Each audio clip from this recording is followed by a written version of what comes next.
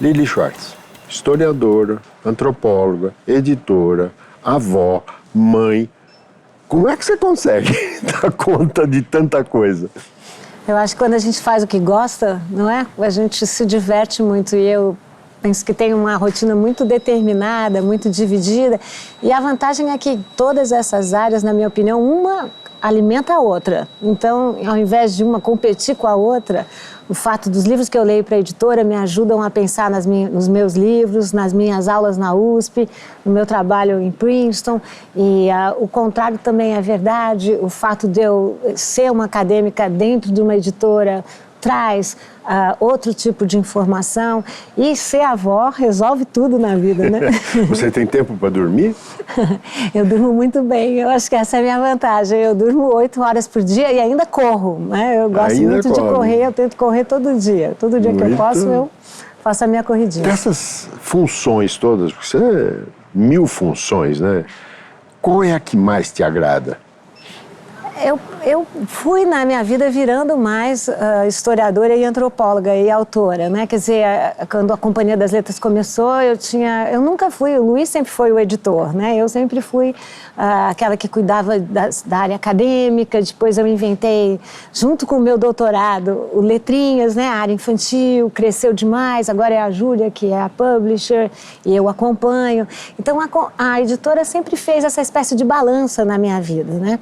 Mas eu penso que com o desenvolvimento da carreira acadêmica e como autora, né, o meu tempo foi sendo tomado mais e mais pela docência e pela pesquisa. Tanto que agora eu dou aula na USP e em Princeton também. E escrevo, acabei de publicar O Brasil, uma biografia, estou terminando mais outro livro. Então, acho que na minha vida a balança foi indo um pouquinho mais para o lado da pesquisadora, da historiadora, da antropóloga. E os livros infantis?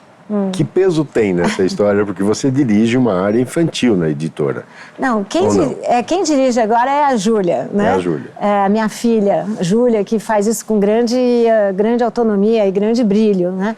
A Letrinhas é uma história muito bonita, porque eu terminei o meu doutorado, que foi esse livro Espetáculo das Raças, e Luiz e eu concluímos que era a hora da companhia ter um perfil mais alongado, né, que já existiam editoras que faziam muito bem essa área infantil e juvenil, mas nós achávamos que a companhia precisava desse braço. Nós começamos o Letrinhas, eu tenho assim, um carinho imenso pela literatura infantil. Eu mesma traduzi vários livros sob pseudônimo, escrevi outros com o meu nome, e a Letrinhas tem grandes sucessos, e a Letrinhas se transformou na irmã mais nova da Companhia das Letras, mas num pedaço muito importante. Eu acho que uma nação se faz com os leitores pequenos. A leitura é como vício, é como hábito. Lobato disse isso, né? O país se faz com homens e livros. Livros, né? E acho que a leitura é a nossa melhor companhia. Você nunca está só se você está com um livro do seu lado, né? E a oferta? Como é que chegam? Chegam toneladas por dia de novos textos, novas propostas? Como é que é feita essa seleção de livros infantis, que é uma maravilha, né? A Letrinhas funciona muito na base assim, nós recebemos alguns, mas a gente encomenda muito. Tem muito uma questão de autoria no Letrinhas, ou seja, como não é uma editora tão grande, muitas vezes nós encomendamos, chegamos a um autor e pedimos, olha, a gente queria um livro assim, assim, assim, vamos fazer. A Letrinhas teve muito esse namoro com essa minha área da história, tem muitos livros que misturam história para crianças, né? Mas também chega muita coisa. Há uma falsa concepção de que literatura infantil é mais fácil, não é. É mais difícil? Eu acho que é difícil, eu acho que é tão complexo como, né? O Lévi-Strauss, que é um antropólogo que eu gosto muito, ele diz, um machado de ferro não é mais complexo que um machado de pedra.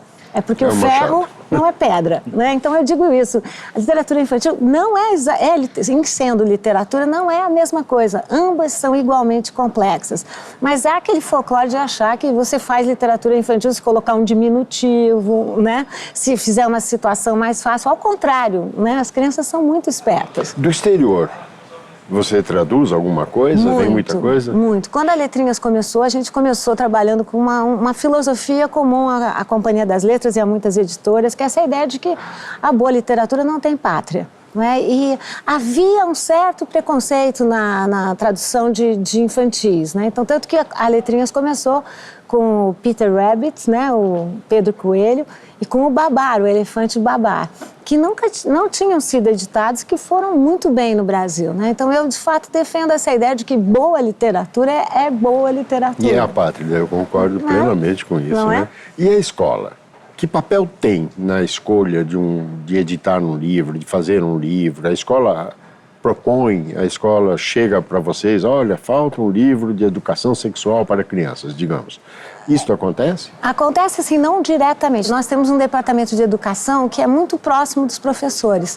Então, eles se encolhem dos professores quais são as demandas. Por exemplo, há pouco tempo houve uma demanda de livros de circo. Os professores, vejam que tema, né? Os professores diziam, nós queríamos um livro de circo que conte como é essa sociabilidade no circo, como é o cotidiano de um circo. Aí nós fizemos, foi muito bem. Ou nós tínhamos importado um livro que se chama, que nós chamamos de O Carteiro Chegou. Em inglês chamava The Jolly Postman, que é um livro que nós temos que importar porque ele é todo feito, ele é uma recontagem das histórias de fadas, só que cada vez o carteiro leva uma história para o lobo mau e tem medo.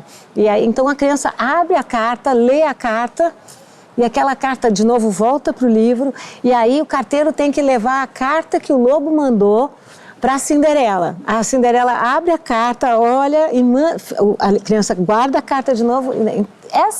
Esse livro pegou muito porque mexe com a ideia de literatura epistolar. Então, nós fizemos um livro de literatura epistolar na Letrinhas. E no Brasil, você está falando de educação, existem coisas que funcionam no Sul, não funcionam no Norte, Leste, Oeste? Existem coisas que são feitas para uma área geográfica do Brasil, por exemplo? Não, essa é uma ótima questão. A gente também tenta pensar, mas eu, como historiadora e antropóloga, sobretudo, eu sei que o Brasil é um continente, né? Então, as realidades brasileiras são muito distintas. Nós usamos isso para não colocar, por exemplo, idade nos livros.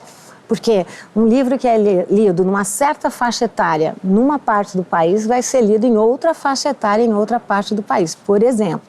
Mas a gente sabe também que há temas do folclore, temas da nossa literatura. Os estados são mais barristas, gostam dos seus autores. Então, eu acho que uma boa fórmula de uma editora é justamente tentar ir contra a corrente também, né? Ou seja, eu sempre penso que a diferença é sempre mais. Então, o bairrismo existe também na literatura infantil?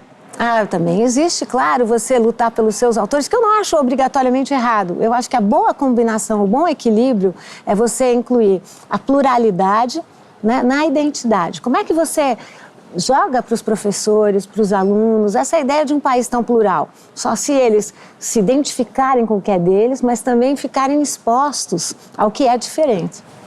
Lili, nós vamos fazer um rapidinho intervalo e voltamos já já. Eu penso que, ao mesmo tempo que nós temos esse índice de leitura tão baixo, nós temos esse fenômeno dessas novas classes médias que estão aparecendo e para as quais o livro é um grande símbolo, né? Você adquirir cidadania é adquirir o hábito leitor.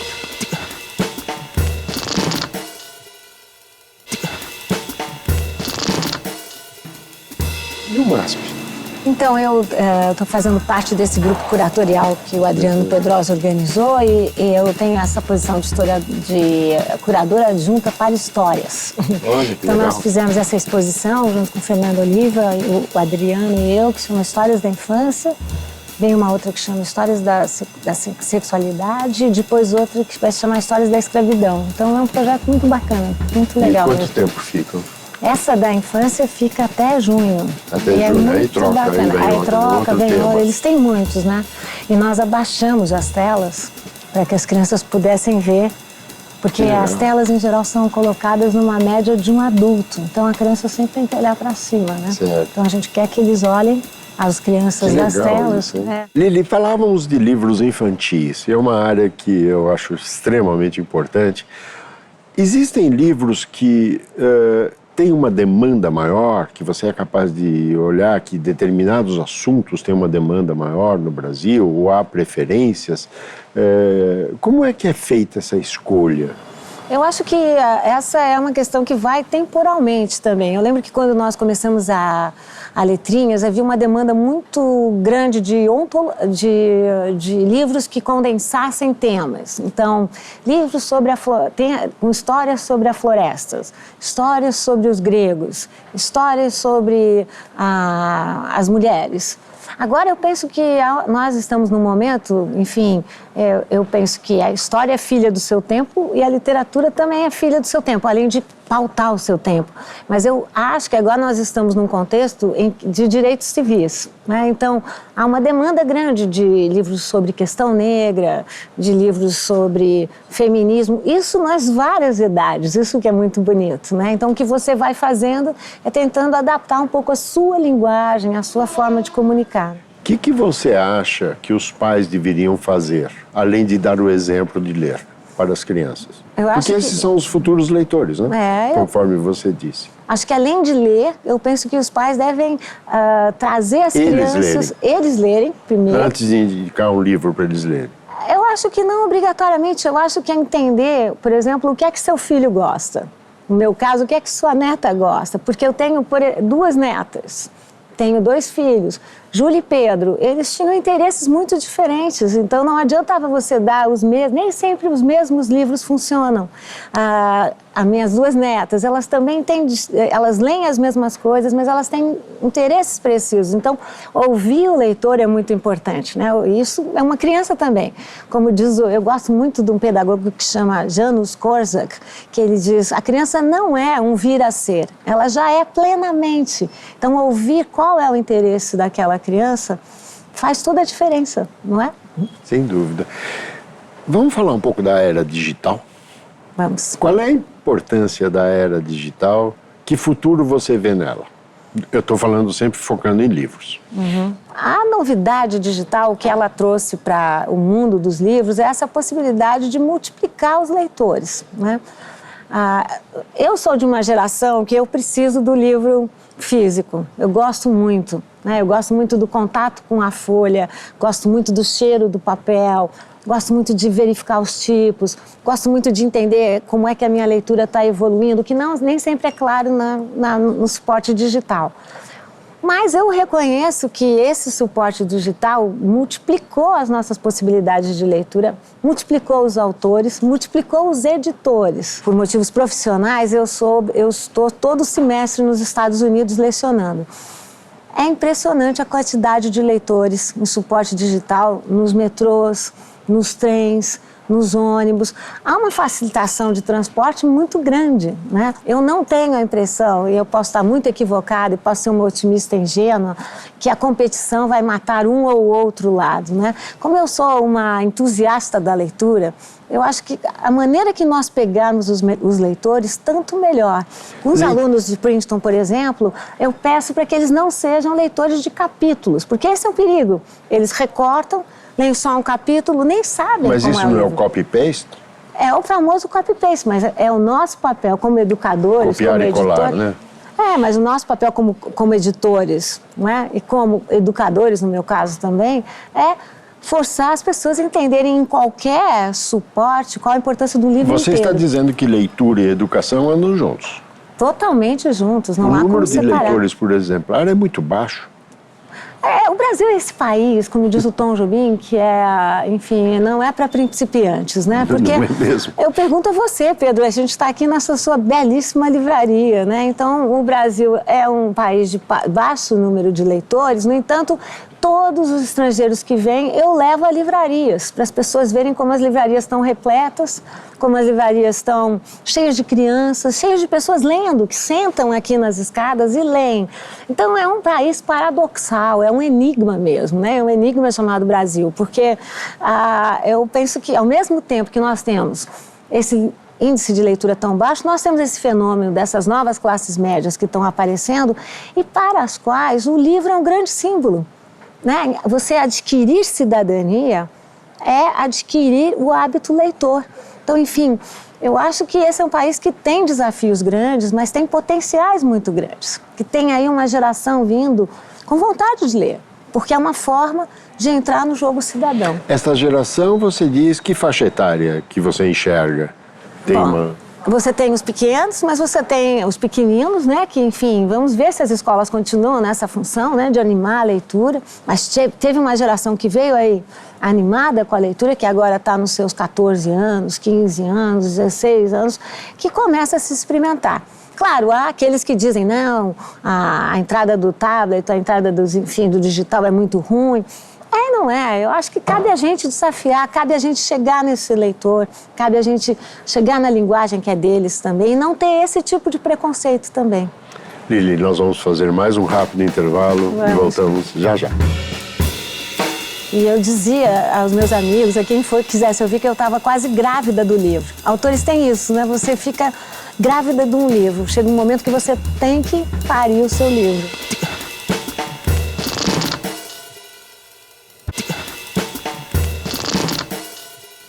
Lili, o que você está lendo? Eu estou lendo o livro da... 1001, mas eu estou lendo mais agora o livro da Svetana, sobre o acidente de Chernobyl, que foi a última prêmio Nobel. É pesado, né? É muito pesado. Eu ouvi falar, mas eu mas é muito lindo, porque os depoimentos são muito emocionantes e você entende o drama, não da perspectiva só do Estado, mas você entende o drama por dentro, né? As pessoas que sofreram, como viram seus parentes morrer, como previram a sua morte. Alguns deles estão... Contaminados ainda?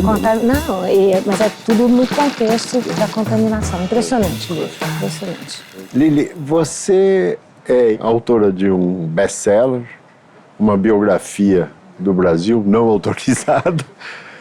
Que ideia foi essa de escrever sobre ou fazer uma biografia do Brasil? Essa genial ideia, aliás. É muito bom ter, acho que talvez para a editora é bacana ter um autor-editor, né? Porque eu consigo ver um pouco a realidade do lado de lá também, né? O que sofre um autor quando é editado, né? Você reclama do editor? Reclamo do editor, só ler aqui, como eu reclamei muito do meu editor, que proíbe termos, corta, manda aumentar. O que significa ser um autor no sentido de como é que um autor pode trabalhar junto com um editor, como você tem que ser responsável pelo seu livro, né? Muito autor acha que publicar é apenas lançar o livro. Não, sua história com o livro só começou, né? Esse projeto foi um projeto muito bonito para mim e sobretudo, como eu tive 2 editores, né? O Luiz Schwartz, meu marido, isso também é uma especificidade, né? E o Otávio Marques da Costa, e escrevemos eu e Heloísa Stalin. Então, esse não era um projeto para mim, na verdade, foi uma encomenda da Penguin UK. Eu estava já escrevendo um livro que eu estou agora ultimando, que é um livro, uma biografia do Lima Barreto. Eu tive que interromper e entendi de outro lado e por outro ângulo como é que funciona uma máquina editorial, que é muito bonito, né? E essa biografia chega até onde? A Heloísa e eu, nós achamos que o livro só poderia ir até a eleição de Fernando Henrique Cardoso. Por quê? Porque a nossa compreensão é que a partir dos 2 turnos presidenciais, de Fernando Henrique Cardoso, de Lula e mesmo de Dilma, havia um processo continuado, como nós estamos provando agora, né, de gestão do PSDB e de gestão do PT. Então, o livro sistematicamente acaba na eleição do Fernando Henrique Cardoso, mas na conclusão, nós vamos até... A eleição do Lula. A gente vai mais até Dilma e até as manifestações. Então, o livro é atrevido nisso, né? Ele encosta e a última nota do livro a gente diz, o tempo está correndo rápido, nós vamos datar o livro. Vai ter um segundo volume? Não, eu tenho escrito muito nos jornais, né, mas a ideia era que se nós fizéssemos do momento presente, o livro ficaria rapidamente datado, né? Como a história provou, né? E numa velocidade incrível, não, né? Nós dizemos isso, quer dizer, a história do Brasil está correndo muito ligeira, né? E a cada dia, né, a cada semana, o que eu disser aqui vai estar suplantado pela semana que vem, né? Então, enfim, esse era um dos desafios de um livro como esse. Houve um aumento no interesse de estrangeiros pela história brasileira? Olha, eu dou aula fora do Brasil desde 2006, né? Sobretudo nos Estados Unidos. Eu diria que existia um momento que, quando eu comecei a dar aula em 2006, o Brasil não tinha grande interesse. A partir de 2008, 2009, 2010, o Brasil bombou, as minhas classes, né, eu dei aula em Columbia, em Brown, em Harvard, agora em Princeton, as classes sobre o Brasil cresceram muito, e agora o interesse vai caindo um pouco, ou há interesse pelo lado oposto, né? O que me impressiona quando a gente pensa em Brasil é como sempre o Brasil é um outro, é o outro da representação, né? Então, houve uma época que nós éramos um outro exótico, né? Então era o país tropical, da capoeira, do candomblé. Depois viramos o outro da violência. O Brasil era muito interessante porque era um país muito violento. Depois viramos o outro porque éramos muito originais. Foi um momento em que o Brasil bombou. E no momento somos o outro da contravenção, né, e da corrupção. Então, acho que esse lado, o outro, que talvez seria bom que nós mudássemos, né? Eu falava disso agora em Princeton, né? Que o Brasil não fosse o outro do outro, né? Que fosse, eu sou eu na minha particularidade, no meu processo, na minha história, né? Lilian, esse seu novo livro que você mencionou, essa biografia que você está fazendo, já tem título? Não tem título, não. Tem já os 17 capítulos que acompanham. Eu vou fazer bem devagar, porque o Brasil, uma biografia, como foi uma encomenda... São 17 capítulos? São 17 capítulos. E acho que o Lima Barreto tem uma série de críticos, estudiosos excelentes. Tem uma biografia excelente do Francisco de Assis Barbosa, mas eu vou explorar onde ele disse que não queria explorar, que é justamente a questão racial. E eu acho que Lima Barreto é uma espécie de retrato do Brasil. Negro, acreditou na ascensão, terminou bastante, não conseguiu o que queria na época, foi internado 2 vezes por alcoolismo, que na época era considerado sinal de loucura. Seu pai morreu louco, morreu 2 dias depois dele. E foi assim um escritor que tentou, de como pôde, caminhar na contracorrente e na sua época não teve o reconhecimento que ele teria tantos anos depois. É uma biografia triste, é uma biografia amargurada de um Brasil muito duro, Pedro. Às vezes eu escrevo com a garganta doendo. Você acha que ano que vem teremos já esse livro? Ou... Não prometo. Não Luiz promete. ia adorar que eu respondesse isso. Ele está bastante adiantado, mas eu quero fazer uma coisa como autor. Agora eu não falo como editora, eu falo como autor. Publicar o livro quando eu imaginar que ele está de fato pronto, que ele, na minha imaginação, está terminado. Mas a espinha dorsal de 17 capítulos... A espinha dorsal, a tá pesquisa está realizada. São 8 anos de pesquisa, de trabalho, né? Tanto que eu comecei a escrever o texto para valer em dezembro. E eu dizia aos meus amigos, a quem for que quisesse ouvir, que eu estava quase grávida do livro. Autores têm isso, né? Você fica grávida de um livro. Chega um momento que você tem que parir o seu livro, né? Quantos você já pariu? Muitos. Não, livros autorais mesmo, são 7. Mas eu tenho muitos em coedição, tenho muitos infantis, tenho os livros em quadrinhos, né, com o Spaca. Então, enfim, já são quase uns 30. Lili, infelizmente, o nosso tempo está se esgotando. Uma delícia. Eu vou fazer um joguinho rápido com você. Vou pedir que você me cite um personagem. Bom, falamos do Lima Barreto, vou citar o Policarpo Quaresma. E um título? Origens do Totalitarismo, da Hannah Arendt. E uma aspas. Libertas, que será também. Lili Schwartz, muitíssimo obrigado por esse gostoso bate-papo. Eu que agradeço. Um abraço. Obrigada.